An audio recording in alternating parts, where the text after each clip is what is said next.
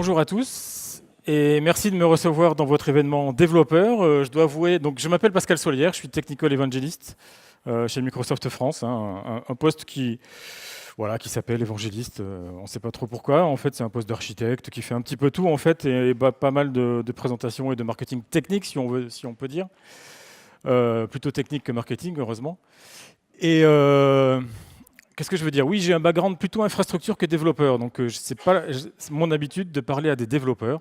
Donc j'espère que vous ne m'en voudrez pas trop, vous interpréterez à votre façon de développeur ce que je raconterai peut-être avec une perspective un petit peu côté Ops du DevOps, puisque je suis un petit peu cette année spécialisé dans le DevOps, le cloud et toutes ces choses-là, mais avec un œil plutôt Ops. Donc vous ne m'en voudrez pas. Je remplace en fait mon collègue qui s'appelle Julien Coriolan, qui a déjà fait cette presse à plusieurs occasions. Donc vous pourrez également éventuellement la retrouver en ligne, etc. Et qui ne pouvait pas être là aujourd'hui, malheureusement. Donc j'espère qu'il ne m'en voudra pas si je déforme un petit peu ses propos, par moment. Donc, je vais parler de pipeline de déploiement continu, donc CI/CD, intégration continue, déploiement continu, avec Jenkins dans Kubernetes.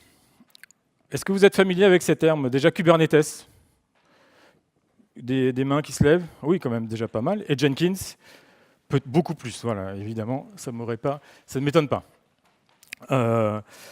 Donc tant mieux. On va parler un petit peu de Kubernetes, on va présenter un petit peu Kubernetes au début. Et Jenkins, il n'y aura pas besoin de le présenter, tant mieux. Donc, étant donné que je suis chez Microsoft, hein, je vais parler de tout ça dans le contexte d'Azure. Donc je vais déployer, je vais vous montrer comment on déploie ça dans Azure, évidemment. Mais tout le reste va rester de l'open source, que ce soit la version de Kubernetes, la version de Jenkins, et tous les outils qu'on va utiliser autour vont être open source. Tout ce que je vais vous présenter comme démonstration, comme procédé d'installation, etc., de test, vous allez pouvoir le retrouver sur... Alors je mettrai le pointeur à la fin, hein.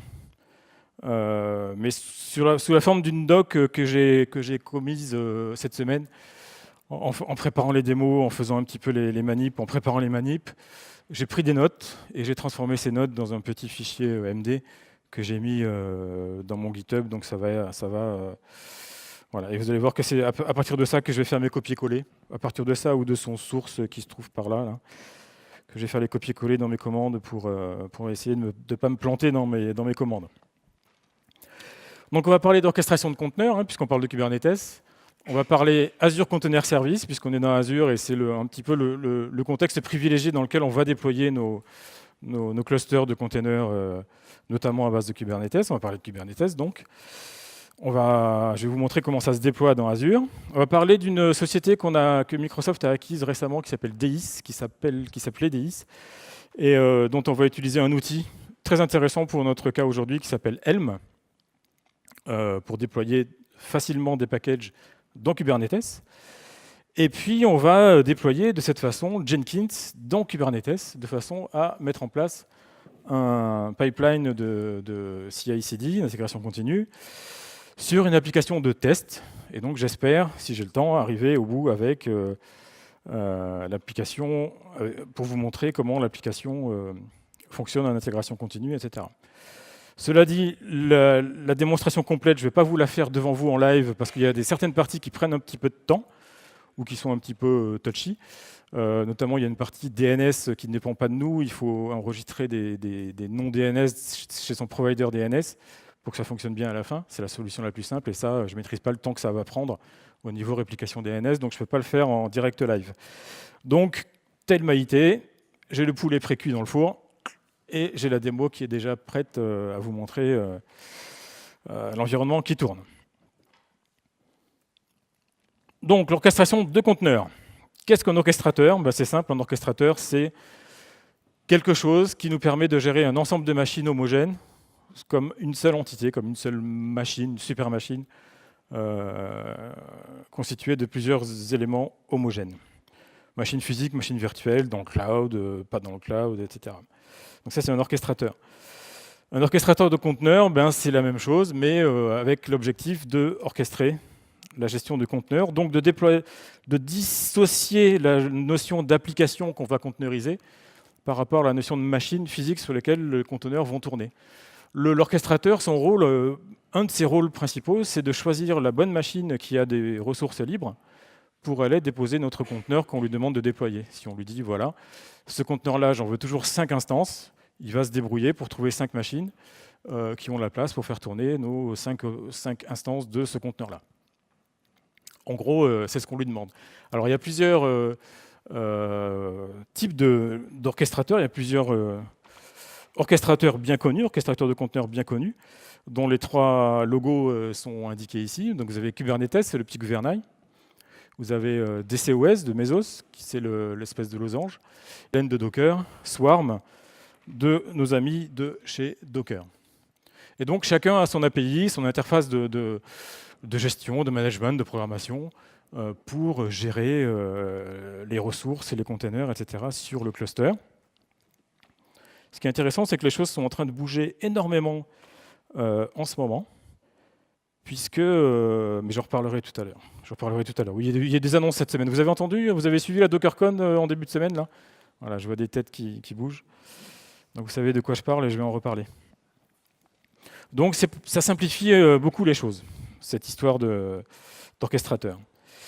Un service de conteneur, c'est ce qui nous permet de monter des clusters de containers en choisissant son orchestrateur, puisque à la limite, si on veut utiliser Kubernetes, ben on prend Kubernetes, mais si on veut utiliser Swarm, on va utiliser Swarm, etc. etc.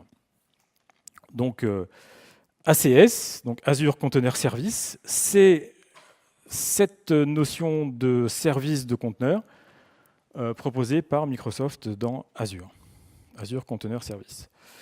Donc l'idée de ACS, de Azure Container Service, c'est d'offrir le choix à tous les niveaux. C'est-à-dire que déjà, on a le choix de l'orchestrateur. Alors le mieux, c'est que je vous montre dans l'interface graphique, et après, c'est promis, il y aura beaucoup moins d'interface graphique. Mais pour voir un peu à quoi ça correspond, je demande à créer une nouvelle ressource dans mon abonnement Azure. Je vais zoomer un petit peu pour ceux qui sont au fond. Je vais chercher tout ce qui concerne les conteneurs. Je vois qu'il y a un truc qui s'appelle Azure Container Service. Je dis vas-y. Alors pour le zoom, voilà. Hop, create.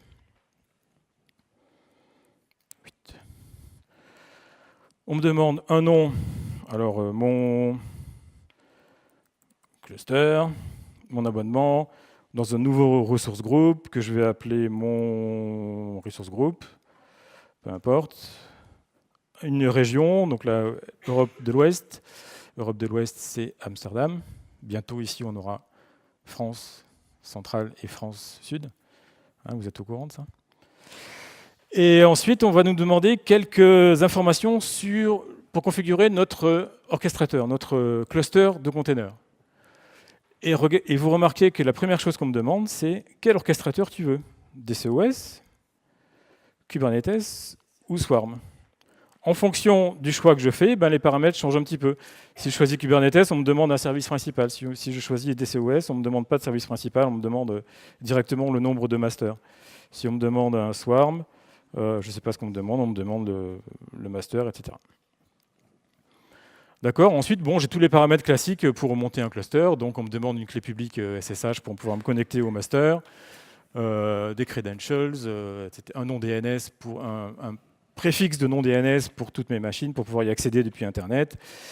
Ensuite, on va me demander combien d'agents tu veux, quelle taille d'agent tu veux, etc. Bon, je ne vais pas aller jusqu'au bout de la démonstration dans l'interface graphique, puisque moi, ce qui m'intéresse, c'est de vous montrer comment ça se passe en ligne de commande, en scripting, puisque je suis plutôt infrastructure as code. Si on fait en graphique une fois, ça va, mais si on le fait 2 fois en graphique, c'est qu'il y a un problème. On va le faire, on va l'automatiser, on va faire des lignes de script pour le faire. Donc, on a le choix dans l'orchestrateur. On peut accéder à des services managés d'Azure si on le souhaite. On a le choix également dans tous les outils tiers de l'écosystème autour des orchestrateurs Docker. Par exemple, si on utilise, on peut très bien connecter à ça Docker Data Center, donc la version entreprise de Docker. On peut utiliser DCOS version entreprise du côté Mesos, si on le souhaite. Alors il y a d'autres outils comme Vamp et Mapr, dont j'ai aucune idée de ce que ça fait, mais on peut les utiliser avec, puisque tout ce qui fonctionne dans l'écosystème Kubernetes, Swarm ou DCOS va fonctionner sur nos clusters ACS. Et puis, par-dessus tout ça, on va déployer nos applications, évidemment, et on va voir avec Helm comment ça va être plus simple que les choix habituels. Alors, ACS, ce n'est pas la seule option que vous avez pour déployer du container dans Azure, hein. Vous avez plein d'autres options, de la plus élémentaire, déployer une VM avec l'agent Docker par défaut, à la plus élaborée, par exemple, déployer du Docker Data Center, Docker Entreprise, donc le cluster Swarm d'entreprise avec licence payante, etc., avec Docker, ou autre option, OpenShift de Red Hat, qui depuis peu est disponible dans la marketplace d'Azure de la même façon que j'ai cherché tout à l'heure. Par exemple, là, si je veux... Hop, je vais annuler ça. Si je veux déployer de l'OpenShift parce que j'ai les moyens, ou j'ai des licences, eh ben, je vais trouver une option OpenShift si le portail veut bien répondre. C'est l'ennui avec les interfaces graphiques. Voilà. C'est du Bring Your Own License, BYOL. Ça veut dire que je viens avec ma licence Red Hat, que je vais devoir mettre dans le portail pour être conforme à mes licences. Voilà, on va arrêter avec le portail d'Azure pour l'instant. Et on va continuer sur les slides. La bonne nouvelle avec ACS, c'est que certes, c'est une ressource, c'est un type d'objet, un type de ressource Azure, mais en même temps, c'est basé sur un moteur qui est open source, qui est publié donc par Microsoft dans GitHub, qui s'appelle ACS Engine. ACS Engine, ça vous permet en gros de définir des clusters de containers avec l'orchestrateur de votre choix, avec les OS de votre choix, avec beaucoup plus de choix que le simple choix qu'on a dans l'interface graphique avec ACS.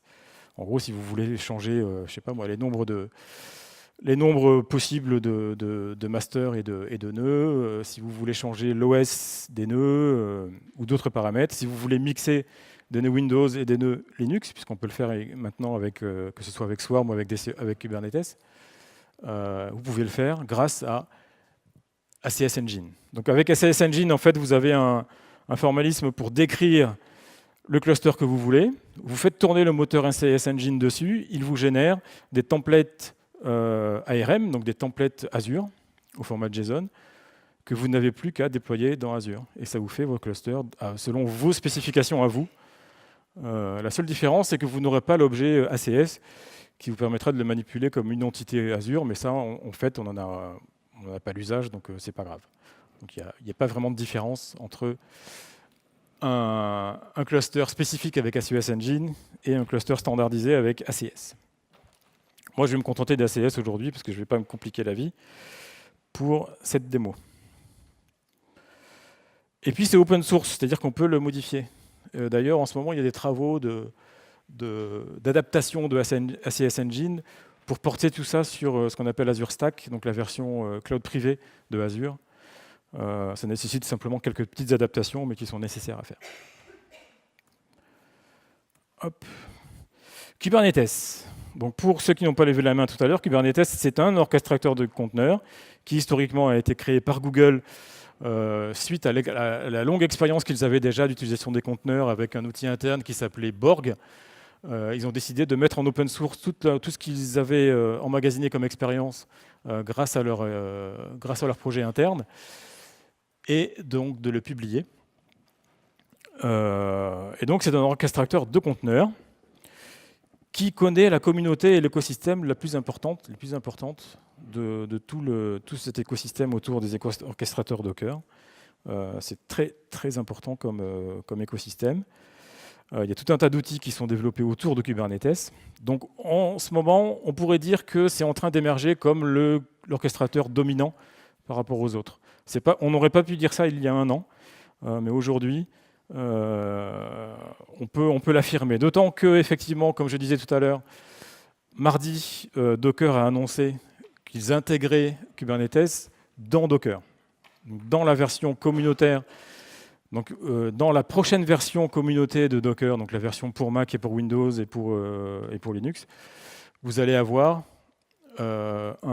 l'équivalent d'un Minikube, c'est-à-dire un cluster Kubernetes mono-nœud, en gros, sur votre poste. Et vous allez pouvoir tester le déploiement de vos applications containerisées directement sur un Kubernetes, localement sur votre poste de développeur. Et parallèlement, côté déploiement, donc côté cluster d'entreprise avec Docker entreprise, vous allez avoir Kubernetes intégré par défaut au cluster. Donc vous pourrez déployer soit avec les API Swarm, soit avec les API Kubernetes sur le même cluster. Et à la présentation de Docker, il y avait donc une personne qui est chez nous maintenant, mais qui était un des fondateurs de Kubernetes. J'oublie son prénom, mais c'est Burns, son nom. Jason Burns, peut-être, je ne sais plus. Comment ? Peut-être. Et donc, il affirmait, il était là en tant que caution un petit peu, et il disait que c'est effectivement la version open source non modifiée de Kubernetes qui a été prise par Docker et qui avait été intégrée par Docker. Donc voilà, très bonne nouvelle, d'autant qu'il y avait eu quelques petites polémiques depuis la version 1.12 de Docker Swarm qui avait fait débat. Donc voilà, on a une caution autour de Kubernetes qui est plutôt sympathique. Donc ça, c'est la slide, j'ai piqué la slide honteusement, présentée par Docker en début de semaine. Donc quoi l'actualité, hein. Alors, je vais vous montrer comment on déploie un ACS, donc un cluster Azure Container Service avec Kubernetes. Et puis en même temps, comment on déploie une Docker Registry privée dans Azure, puisqu'on va se retrouver à la fin avec un cluster Kubernetes dans Azure. Donc autant avoir notre Docker Registry privé directement dans Azure aussi juste à côté pour éviter tout ce qui est latence réseau quand on va balader nos images dans un sens et dans l'autre. Et donc ça s'appelle Azure Container Registry, c'est sous forme d'un service intégré à la mode PaaS si on veut, directement dans Azure. On aime bien les acronymes à 3 lettres, hein, les ATL, on a ACS et ACR. Alors comment ça va se passer ? Alors comme je ne veux pas faire de bêtises, je vais prendre le source de ma page que je vous ai montré tout à l'heure et dont je vous donnerai l'URL à la fin pour initialiser mon truc. Donc j'ai besoin de quelques variables pour simplifier la suite. Là, ça sera plus lisible. Que je ne me plante pas. Voilà. Donc en fait, d'accord, je me suis planté dans le copier-coller, non ? Le location, là, c'est peut-être pas génial. C'est le location.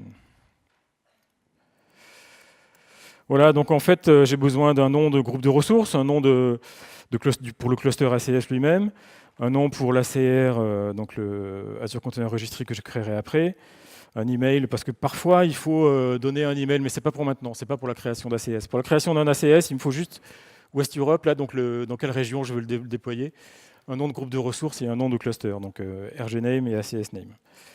Ensuite, je crée le groupe de ressources. Alors ça, rien de plus simple. As group create. Et là, je crée mon groupe de ressources. Alors là, je ne vous ai pas parlé de ce qui me permet de communiquer avec Azure et de manipuler Azure à distance, cette fameuse ligne de commande AZ.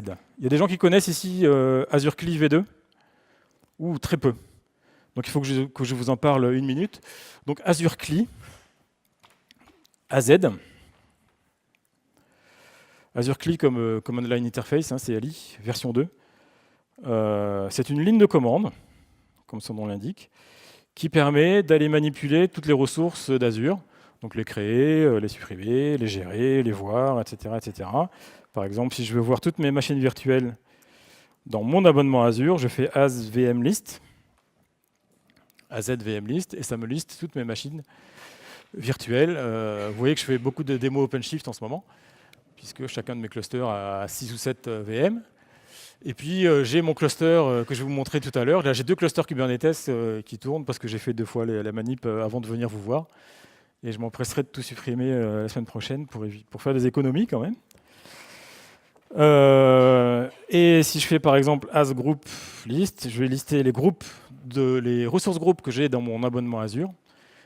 Et celui que je viens de créer, donc, qui s'appelle Démo Nantes, et il est ici. Donc il est créé à Amsterdam. Et ça a bien fonctionné, ça a été succédé. Donc je passe sur les détails. Hein. Dans ma doc, il y a les pointeurs pour comment on installe Azure CLI. C'est du Python. beaucoup mieux que la version 1 qui était écrite en Node.js, donc il nécessitait plus d'installation avant. Là, il y a toujours un Python qui marche, puis en plus, on l'amène avec nous, le Python, donc c'est plutôt sympa. Ça s'installe assez simplement, et je crois même que sur un Mac, ça s'installe avec un package brew. Donc voilà, c'est simple à installer.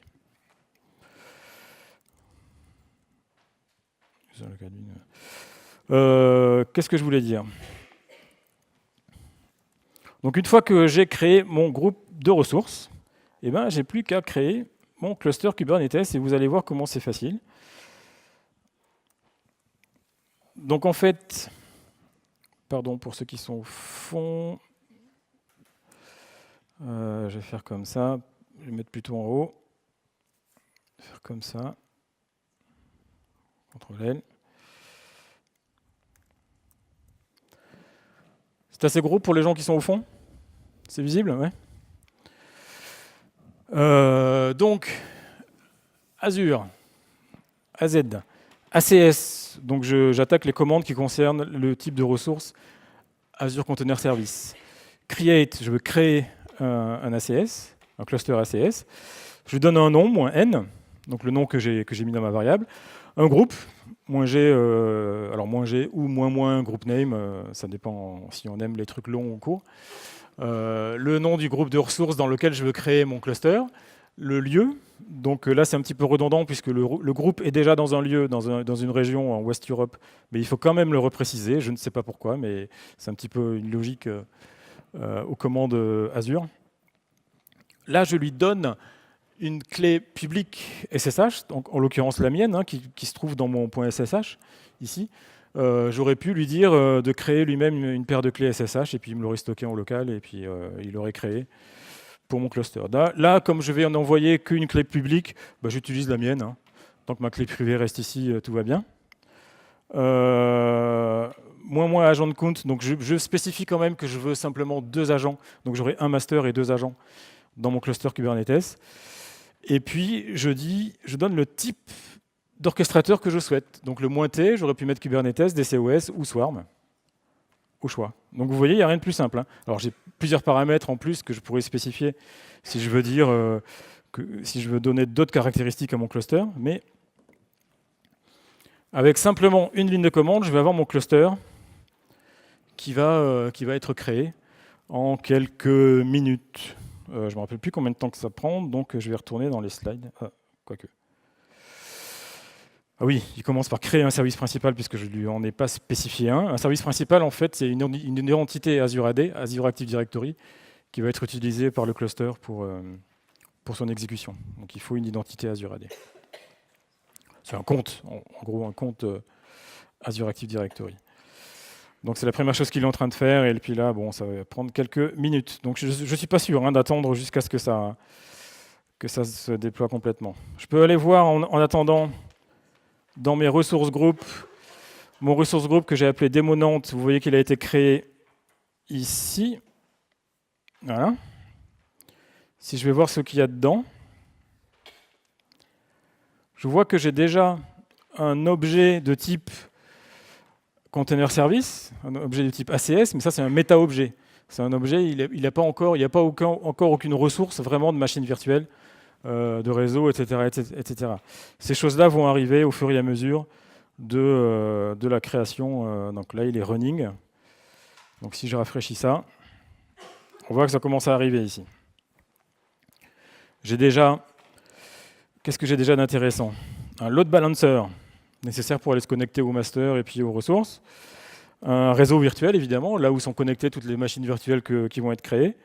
Un availability set, donc c'est ce qui regroupe les machines pour être sûr que, par exemple, tous mes agents ils vont être dans un availability set. Ça veut dire quoi? Ça veut dire que aucun d'entre eux ne sera sur le même domaine de panne que les autres. Donc ils vont être répartis sur des domaines de panne différents. En gros, des racks différents dans le data center pour être sûr que s'il y a un rack qui tombe en panne, tout ne tombe pas en panne. Une table de routage, une adresse IP publique pour accéder au master. Un NSG, un Network Security Group, en fait, c'est des règles de firewall, en gros, pour résumer, des règles d'accès au réseau, pour dire, voilà, j'accepte tel port de tel endroit vers tel endroit. Ce genre de choses-là, si je rafraîchis encore, je dois encore voir d'autres objets qui arrivent. Voilà, je vois des cartes réseau qui arrivent, les NIC, les Network Interface, les cartes qui sont connectées à chaque machine. Et puis les virtual machines ici qui arrivent. Donc là, j'ai un master, mon master 0 ici qui est arrivé, avec sa carte réseau ici. Le NSG des masters. Un agent et deux agents. Voilà, mes deux agents avec chacun sa carte réseau. Mes deux VM et leurs deux cartes réseau, etc., etc. Je vois mes déploiements qui sont en cours là. Deploying. Donc si je regarde le déploiement en cours, pardon, je vais dézoomer. On voit que ça tourne, ça avance. Alors ça, c'était les paramètres d'entrée. Et petit à petit, voilà, les ressources arrivent. On peut surveiller ça dans l'interface graphique, mais on peut aussi le surveiller en ligne de commande, évidemment, avec des commandes du type AZ, deployment, show, etc., pour voir ce qui se passe au niveau du déploiement dans le groupe de ressources. On va laisser tourner ça. Et puis l'Azure Container Registry, bah tiens, je peux la créer en parallèle. En fait, je vais faire New Window ici. Et puis, pour l'Azure Container Registry, touk.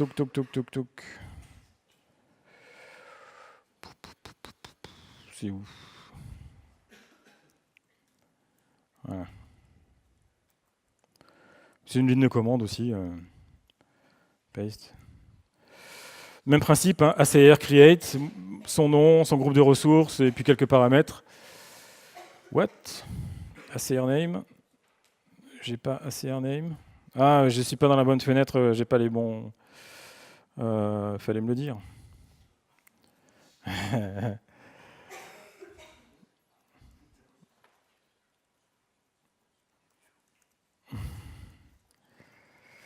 Et puis,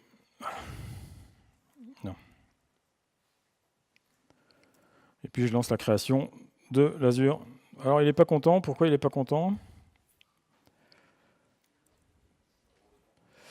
D'accord. Parce qu'il ne veut pas que mon ACR ait des tirets dans son nom. Voilà. On ne va pas être contrariant, hein. Donc pendant que tout ça, ça tourne tranquillement, voilà les étapes pour créer notre cluster ici. Donc on va créer, donc ça nécessite Azure CLI comme je vous l'ai dit. On crée un groupe de ressources avec Azure As Group Create. On crée le cluster avec AZ ACS Create et le moins T Kubernetes pour dire qu'on veut un cluster Kubernetes. Ensuite, une fois qu'il est créé, on peut récupérer le nom DNS avec du load balancer, etc., pour accéder au master 0 et y accéder en SSH, grâce à notre clé SSH. Ensuite, une fois qu'on a vérifié que tout ça marchait bien, il faut installer sur notre client le client kubectl. Donc ceux qui connaissent Kubernetes connaissent bien cette ligne de commande. C'est la ligne de commande pour Kubernetes à distance, pour le gérer à distance. Donc c'est un truc qu'il faut installer.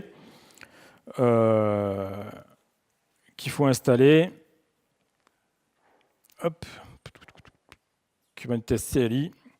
C'est un truc qui s'installe assez bien, hein. On a fait un effort dans la ligne de commande Azure. On a rajouté une commande qui s'appelle ACS Kubernetes install CLI. Et en fait, ça va chercher la dernière version du client Kubernetes et ça vous l'installe pour vous dans votre machine. Si ça ne marche pas, par exemple, sur un Mac, ça ne marche pas. Je ne sais pas pourquoi, sur mon Mac, ça n'a pas marché.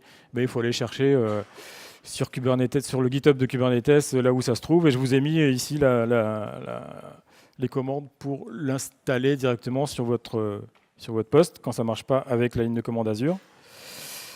L'important, c'est qu'au final, vous avez votre kubectl qui est quelque part, là où vous l'avez mis. Donc c'est juste un exécutable à mettre quelque part. Et une fois qu'on l'a, on peut l'utiliser pour se connecter à notre cluster Kubernetes. Donc il y a plein de commandes pour aller regarder les pods, regarder les containers, regarder les nœuds, etc. pour agir sur le cluster Kubernetes. Donc première commande à connaître, kubectl. Très important cette commande-là. Une fois que la commande est installée, kubectl, eh bien, il faut la configurer pour qu'elle se connecte automatiquement à votre cluster. Donc en fait, il faut mettre le certificat qui va bien, enfin, les credentials qui vont bien dans un fichier de config sur votre poste. Et ça se fait assez simplement grâce à ACS toujours. Vous faites az ACS Kubernetes get credentials et ça récupère automatiquement vos credentials, votre certificat dans votre session.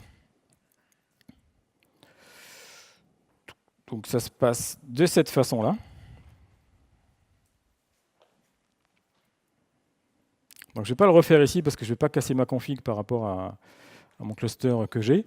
Mais on peut garder des connexions sur plusieurs clusters, si on le souhaite. Alors comment ça se passe dans la pratique?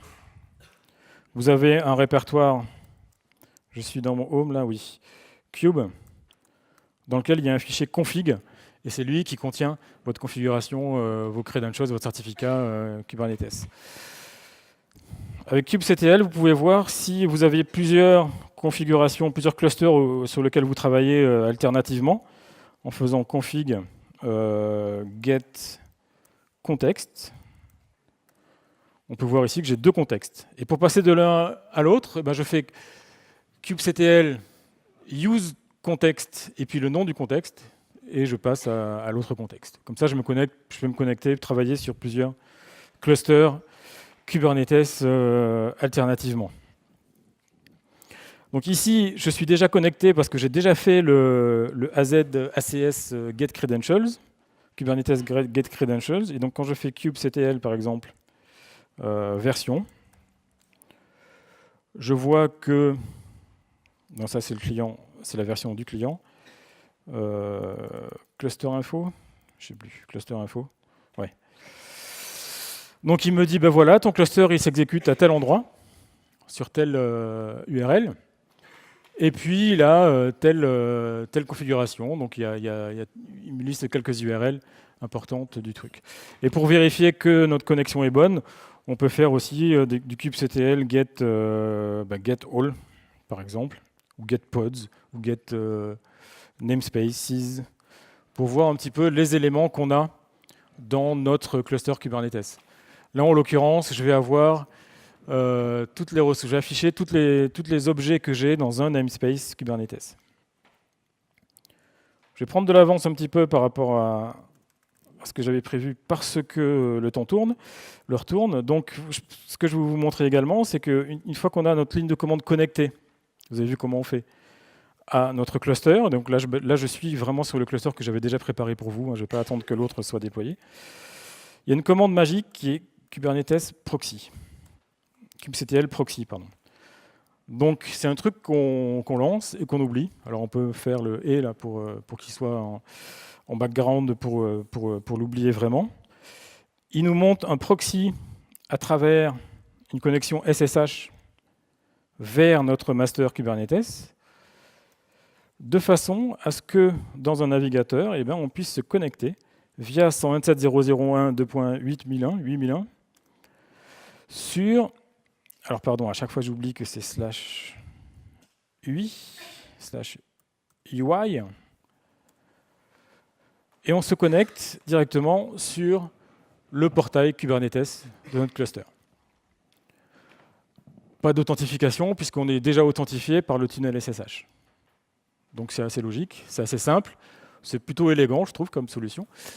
Et donc, ça nous donne accès à l'ensemble de nos ressources, de nos workloads sur notre cluster SSH, qui est celui que j'avais préparé le week-end dernier ici. Donc, le client kubectl, les credentials, l'accès à la console web grâce au proxy, et puis l'ACR, je vous ai montré comment le créer, comment le montrer, comment le monter. Je vais voir si je crois qu'elle est déjà installée. Pouf. Donc le nouveau cluster est aussi installé. Donc ACR, C'est quoi la commande déjà? Credential.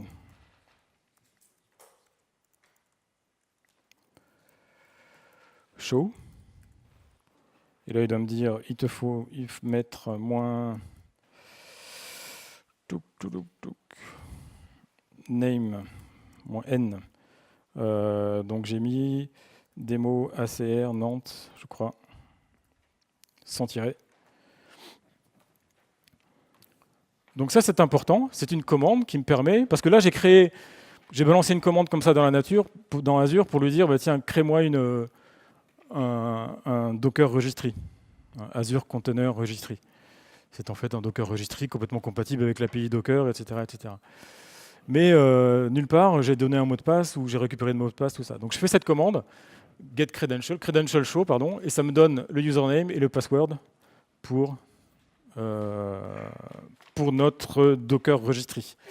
Ça va nous servir évidemment, parce qu'on va dire à Jenkins, bah, tiens, voilà des credentials pour accéder à la Docker Registry. Et puis on va dire aussi à Kubernetes, voici les credentials pour te connecter à la registry Docker pour créer et récupérer les images Docker.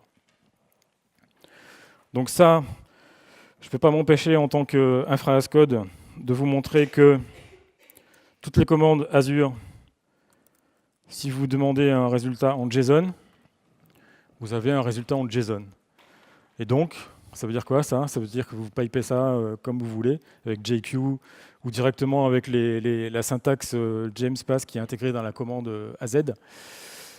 Et vous pouvez manipuler ces objets JSON, ces attributs ici que vous voyez, et donc les mettre dans des variables, etc. C'est ce que je vous montre également dans l'exemple que je vous laisse après, ici. Installe Azure Container Registry, voilà.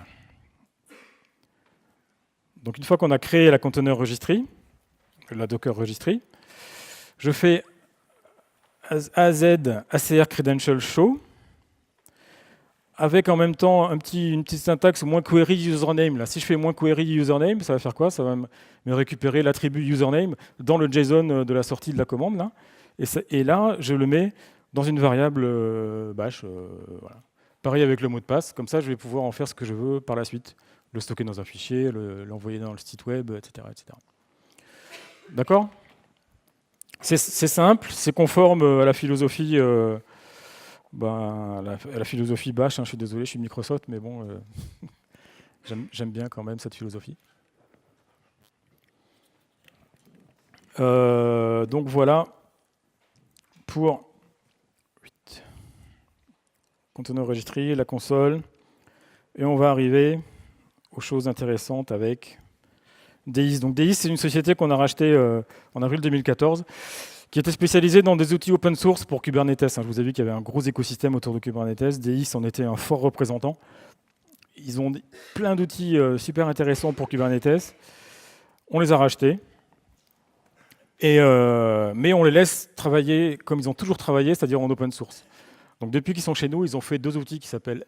Enfin, ils ont fait un Draft qui sert directement aux développeurs pour son cycle de travail quotidien. J'initialise un projet, je le veux en container, je le veux le publier. Dès que je fais une sauvegarde, je veux que ça parte dans un cluster Kubernetes. Tout ça, ça peut être automatisé avec Draft. Ça, je vous laisserai le découvrir parce que je ne l'ai pas touché moi-même.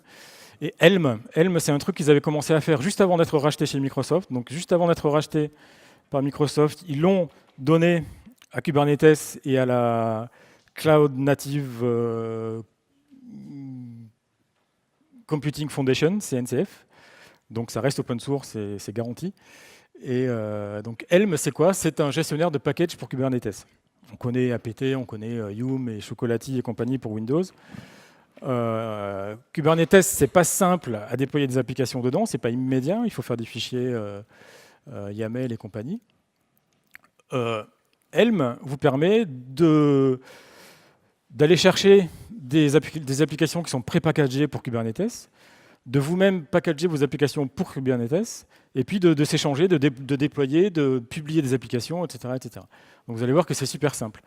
Donc là, il y a les URL qui vont bien. Il y a une URL notamment qui est intéressante, c'est kubeapps.com, où vous allez trouver le catalogue de toutes les applications qui ont été pré-packagées pour vous, et il y en a quelques centaines qui sont disponibles. Et elles sont en open source, enfin les packages sont open source, les applications elles-mêmes, je pense. Et c'est dans le GitHub de Kubernetes/charts où vous allez trouver toutes les sources des packages qui sont dans kubeapps.com. D'accord, donc c'est ça qu'on va utiliser pour installer Jenkins déjà. Donc on peut aller par exemple dans kubeapps.com, chercher est-ce qu'il y a un package qui concerne Jenkins, on le trouve et paf, on le déploie avec une ligne de commande. Et la ligne de commande, wow, voilà, c'est simple. Donc ça c'est le schéma de principe, mais je vous épargne le schéma de principe avec Jenkins qui déploie des agents pour aller faire les builds de notre application dans le cycle de CI/CD, etc. et qui va déployer son appli après. Enfin, je vous passe le schéma théorique pour aller directement à la pratique. Donc pour installer Helm, c'est simple. Helm, c'est un exécutable. Hein. Donc pareil, pour un Mac, c'est dans Brew. Donc Brew installe Kubernetes Helm. Et puis sur un Linux, il y a un wget à faire pour récupérer le Helm qui va bien, l'exécutable qui va bien. Quoi. Il faut l'initialiser, le configurer. Il va se configurer à partir de notre connexion Kubernetes courante dans le répertoire .cube, puisque son but ultime, c'est d'aller parler à Kubernetes. Donc il s'appuie sur la sécurité Kubernetes. Et en même temps, il y a un composant serveur à Helm qui s'appelle Tiller et qui est déjà dans le serveur Kubernetes, qui lui, il va falloir également initialiser, voire mettre un niveau de version s'il n'est pas à jour par rapport à notre client. Et donc, c'est ce qui se passe en faisant le Helminit -- upgrade. Ça va causer au serveur Kubernetes, au cluster Kubernetes, au master 0, et upgrader éventuellement son serveur Tiller. Donc, Helm, Tiller. Helm, c'est le gouvernail. Et Tiller, je crois que c'est la barre sur le bateau, le truc qui est dans l'eau, là, je ne sais plus comment on appelle ça. C'est une métaphore maritime. Vous connaissez sûrement mieux que moi les métaphores maritimes ici. Donc une fois qu'on a fait ça, donc comment ça se passe? En fait, dans la pratique, Kubernetes CLI, ça on a vu. Non, je vais plutôt vous le montrer en beau parce que sinon c'est moche.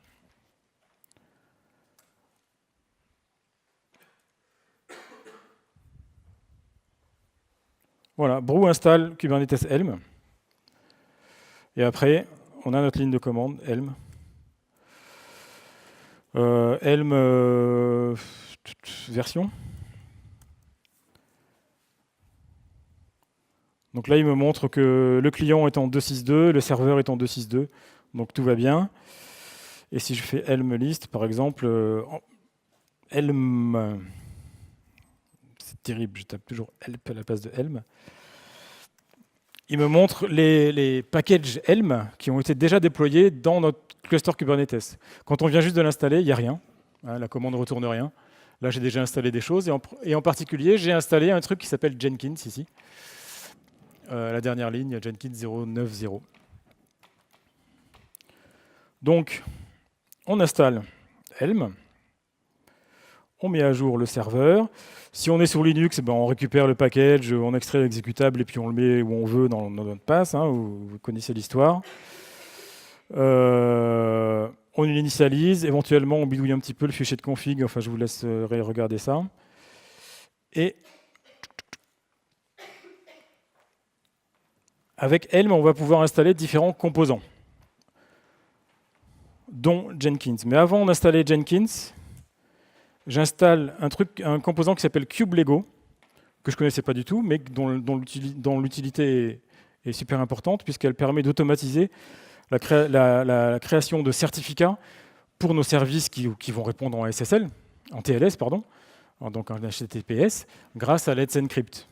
Donc ça va automatiser tout ce processus-là. Chaque fois qu'on va dire, tiens, je vais faire tel service sur telle URL, il va faire le certificat lui-même avec Let's Encrypt. Donc ça va déjà nous enlever une épine du pied.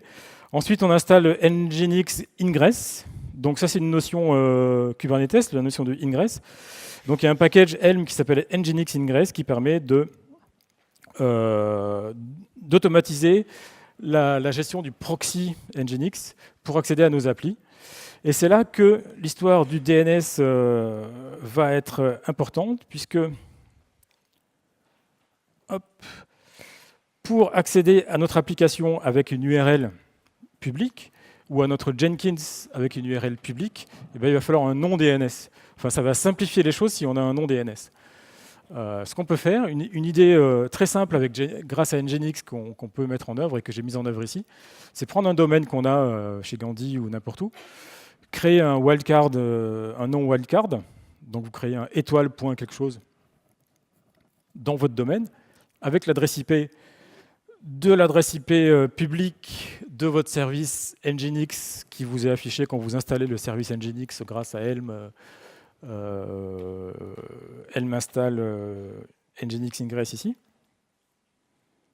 Au retour, il va vous créer une adresse IP publique et vous allez mettre l'adresse IP publique ici, chez votre DNS.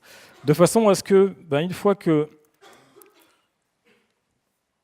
ce sera fait, je pourrais prendre n'importe quel nom, donc Toto, point le nom que j'ai décidé moi-même. Donc chez moi, dans mon exemple de démo, c'est cube.demorama.fr que j'ai chez Gandhi.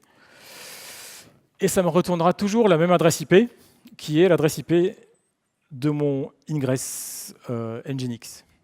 52 166 125 16. Donc si je fais kubectl get service, ça devrait marcher. C'est bien l'adresse IP externe du service Nginx Ingress que j'ai installé avec Helm, donc de mon load balancer. D'accord ? Et c'est Nginx ensuite qui va dire, tiens, quand je vois une requête arriver sur mon adresse IP externe pour le hostname machin.mondomaine, c'est ce machin-là qui va déterminer sur quel service il va envoyer la requête. Donc sur l'appli, sur Nginx, sur Jenkins, etc., etc.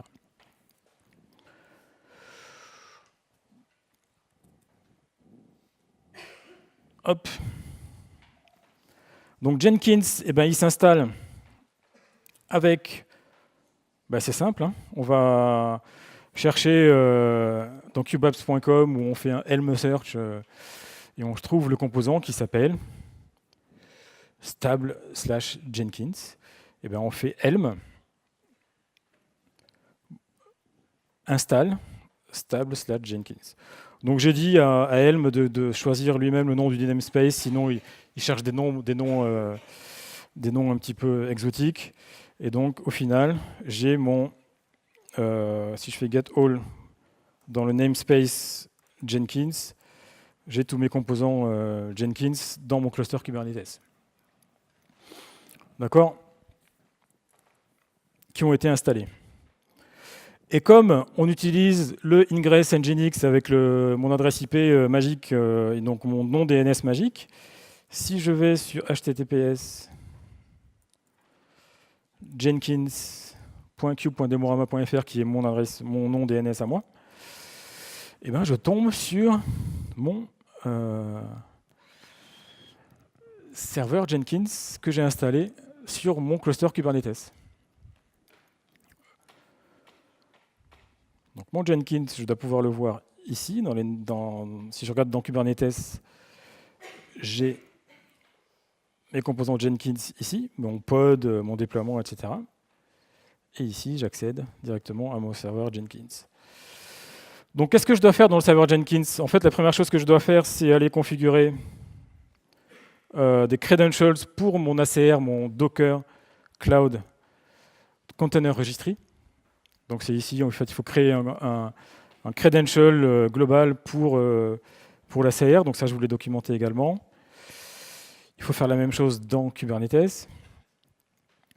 Et puis, j'ai installé au passage OpenBlueOcean, donc qui est un plugin Jenkins qui vous donne une interface graphique un petit peu plus sympathique que l'interface classique de Jenkins qui est un petit peu datée, quoi.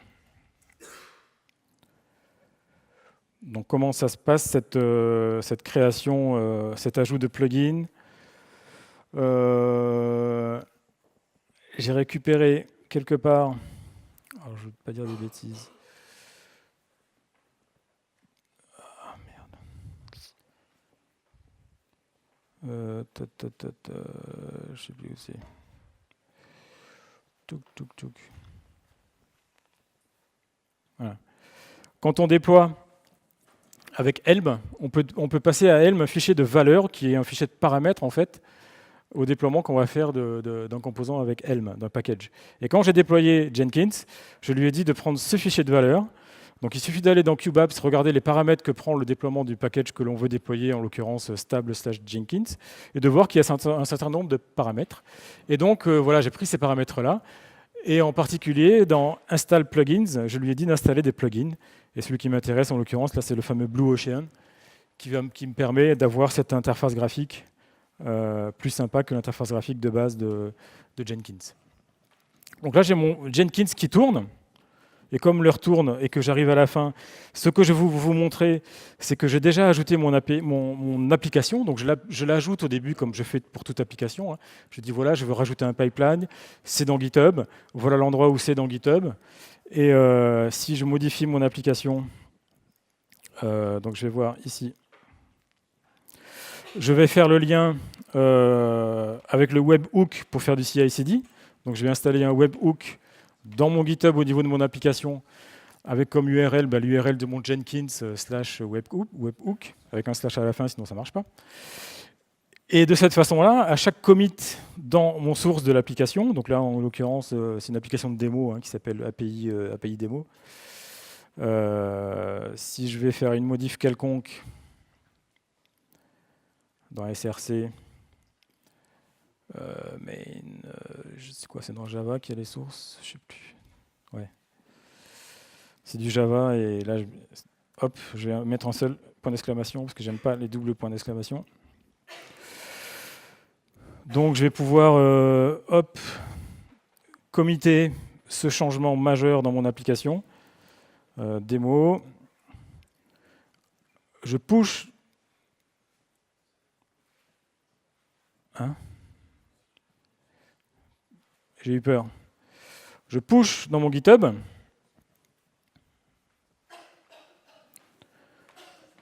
Et là, on croise les doigts.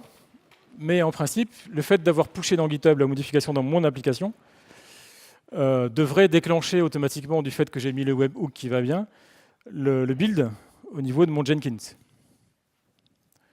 Sinon, c'est qu'il y a un truc. Allez. Ah, voilà. Donc, pendant que ça démarre, ce que je veux vous montrer, c'est que dans les sources de l'application, et c'est ça l'intérêt aussi de la chose avec Jenkins, mais si vous connaissez déjà Jenkins, vous connaissez sûrement ça, peut-être que je ne vais rien vous apprendre à ce niveau-là, mais dans mon application, en fait, j'ai inclus un fichier Jenkins file qui décrit quoi? Qui décrit le pipeline Jenkins. Vous allez voir que dans ce fichier, c'est un fichier qui est en Groovy. J'avoue que je ne connaissais pas du tout Groovy, mais voilà. Voilà, il y a ce qu'on appelle des stages. Il y a le premier stage qui s'appelle Maven Build and Test. Il y a le suivant ici qui s'appelle Helm Test Deployment, etc., etc. Donc ça va utiliser tous les composants, ça va utiliser Maven pour le build Java, ça va utiliser Helm pour tester le déploiement dans Kubernetes, puis ensuite ça va réutiliser Helm pour construire le package et déployer effectivement dans Kubernetes. Et au final, alors ça doit tourner là. Voilà, ça tourne. Donc là, on a le Maven, ça doit être le Maven qui tourne. C'est une interface qui n'est pas très pratique parce que ça se déroule automatiquement. Mais là, c'est en dynamique. On voit les étapes du build qui ont été récupérées, ces étapes, dans le fichier Jenkins file, qui ont été automatiquement importées dans Jenkins et qui sont exécutées au fur et à mesure, etc., etc. Si je regarde un build qui a déjà fonctionné auparavant, donc par exemple ici, hier, le build s'est bien passé, c'est ouvert jusqu'au bout, j'ai le détail des étapes, etc., etc.